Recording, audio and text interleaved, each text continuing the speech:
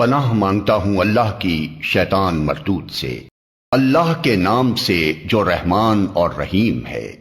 اور سمود کی طرف ہم نے ان کے بھائی صالح کو بھیجا۔ اس نے کہا، اے میری قوم کے لوگو، اللہ کی بندگی کرو، اس کے سوا تمہارا کوئی خدا نہیں ہے۔ وہی ہے جس نے تم کو زمین سے پیدا کیا ہے اور یہاں تم کو بسایا ہے، لہذا تم اس سے معافی چاہو اور اس کی طرف پلٹ آؤ۔ یقیناً میرا رب قریب ہے اور وہ دعاؤں کا جواب دینے والا ہے۔ انہوں نے کہا، اے صالح، اس سے پہلے تو ہمارے درمیان ایسا شخص تھا جس سے بڑی توقعات وابستہ تھیں۔ کیا تو ہمیں ان معبودوں کی پرستش سے روکنا چاہتا ہے جن کی پرستش ہمارے باپ دادا کرتے تھے؟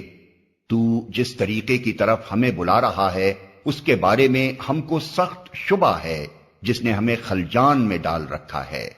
صالح نے کہا، اے برادران قوم، تم نے کچھ اس بات پر بھی غور کیا کہ اگر میں اپنے رب کی طرف سے ایک صاف شہادت رکھتا تھا اور پھر اس نے اپنی رحمت سے بھی مجھ کو نواز دیا، تو اس کے بعد اللہ کی پکڑ سے مجھے کون بچائے گا اگر میں اس کی نافرمانی کروں؟ تم میرے کس کام آ سکتے ہو سوائے اس کے کہ مجھے اور زیادہ خسارے میں ڈال دو؟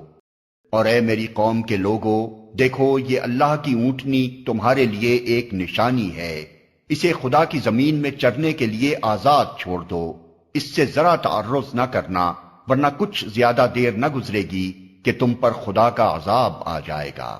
مگر انہوں نے اونٹنی کو مار ڈالا۔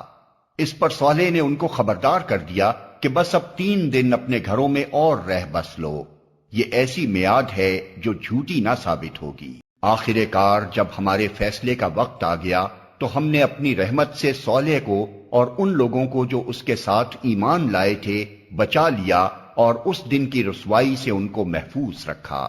بے شک تیرا رب ہی دراصل طاقتور اور بالادست ہے۔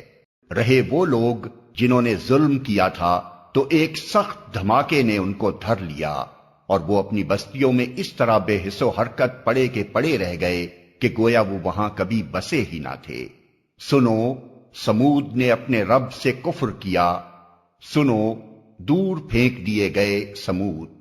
اور دیکھو، ابراہیم کے پاس ہمارے فرشتے خوشخبری لیے ہوئے پہنچے، کہا تم پر سلام ہو۔ ابراہیم نے جواب دیا، تم پر بھی سلام ہو۔ پھر کچھ دیر نہ گزری کہ ابراہیم ایک بھنا ہوا بچڑا ان کی ضیافت کے لیے لے آیا، مگر جب دیکھا کہ ان کے ہاتھ کھانے پر نہیں بڑھتے تو وہ ان سے مشتبہ ہو گیا اور دل میں ان سے خوف محسوس کرنے لگا۔ انہوں نے کہا، ڈرو نہیں، ہم تو لوط کی قوم کی طرف بھیجے گئے ہیں۔ ابراہیم کی بیوی بھی کھڑی ہوئی تھی، وہ یہ سن کر ہنس دی۔ پھر ہم نے اس کو اسحاق کی اور اسحاق کے بعد یعقوب کی خوشخبری دی۔ وہ بولی، ہائے میری کمبختی، کیا اب میرے ہاں اولاد ہوگی جبکہ میں بڑھیا پھونس ہو گئی اور یہ میرے میاں بھی بوڑھے ہو چکے؟ یہ تو بڑی عجیب بات ہے۔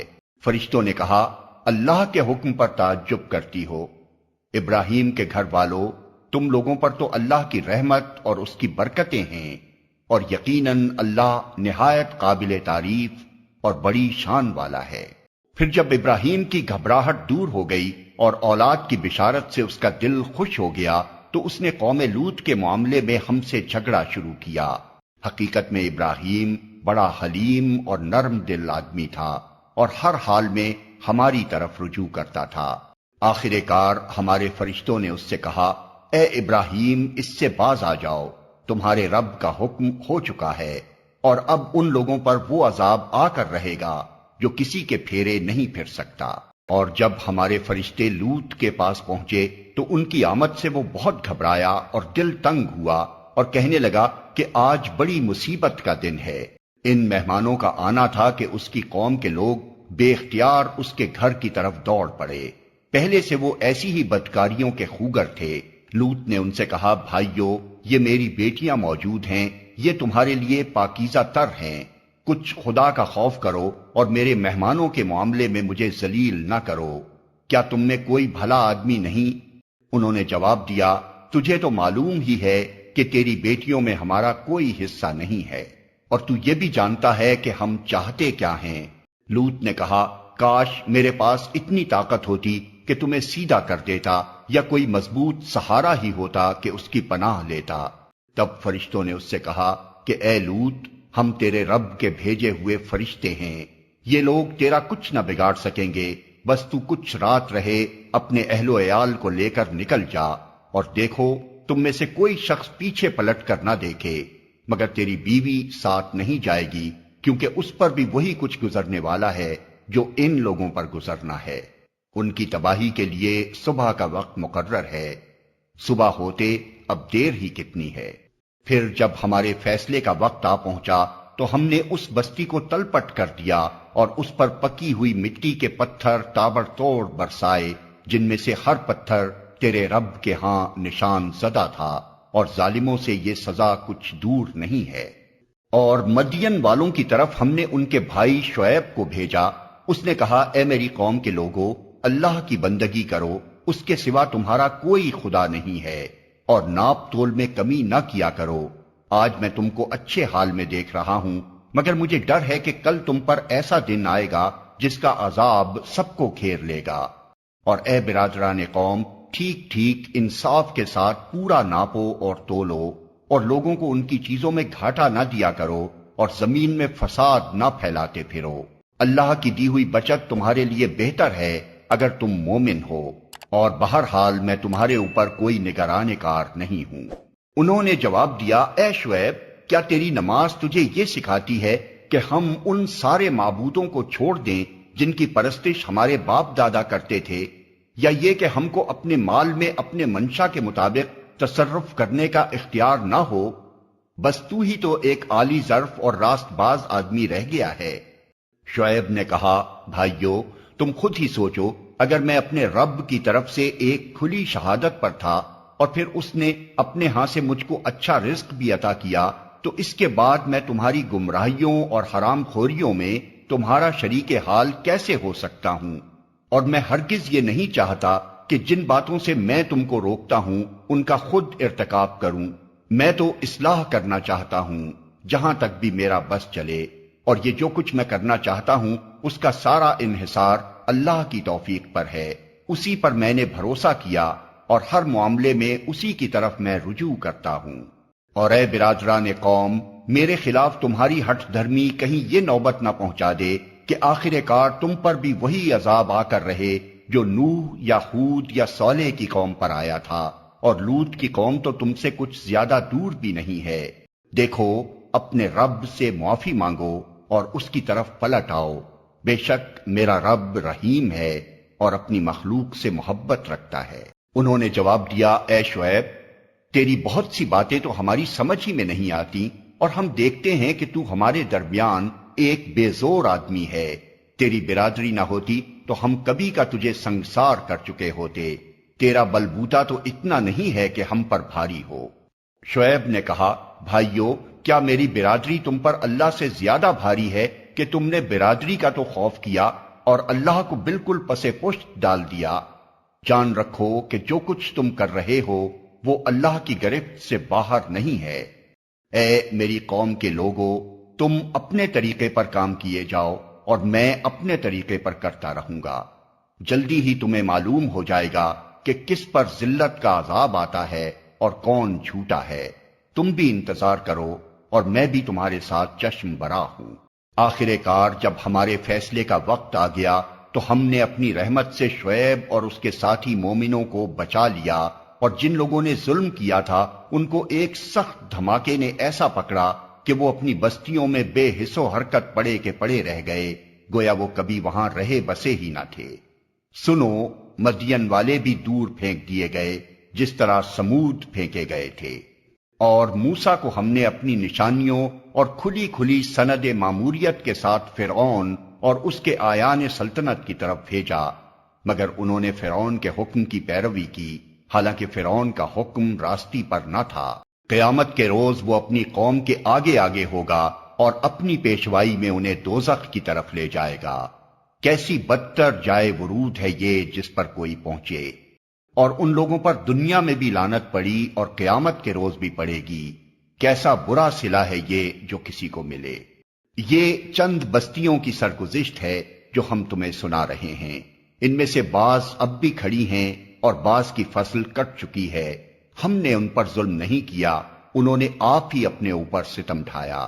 اور جب اللہ کا حکم آ گیا تو ان کے وہ معبود جنہیں وہ اللہ کو چھوڑ کر پکارا کرتے تھے ان کے کچھ کام نہ آ سکے، اور انہوں نے ہلاکت و بربادی کے سوا انہیں کچھ فائدہ نہ دیا۔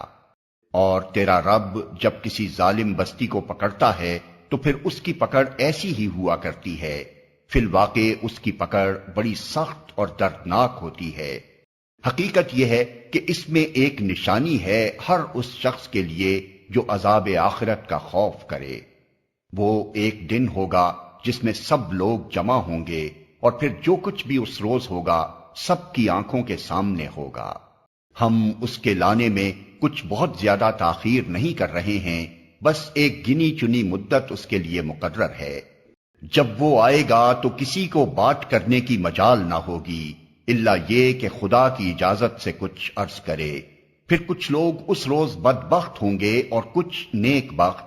جو بدبخت ہوں گے وہ دوزخ میں جائیں گے، جہاں گرمی اور پیاس کی شدت سے وہ ہانپیں گے اور پھنکارے ماریں گے، اور اسی حالت میں وہ ہمیشہ رہیں گے جب تک کہ زمین و آسمان قائم ہیں، الا یہ کہ تیرا رب کچھ اور چاہے۔ بے شک تیرا رب پورا اختیار رکھتا ہے کہ جو چاہے کرے۔ رہے وہ لوگ جو نیک بخت نکلیں گے تو وہ جنت میں جائیں گے اور وہاں ہمیشہ رہیں گے جب تک زمین و آسمان قائم ہیں، الا یہ کہ تیرا رب کچھ اور چاہے۔ ایسی بخشش ان کو ملے گی جس کا سلسلہ کبھی منقطع نہ ہوگا۔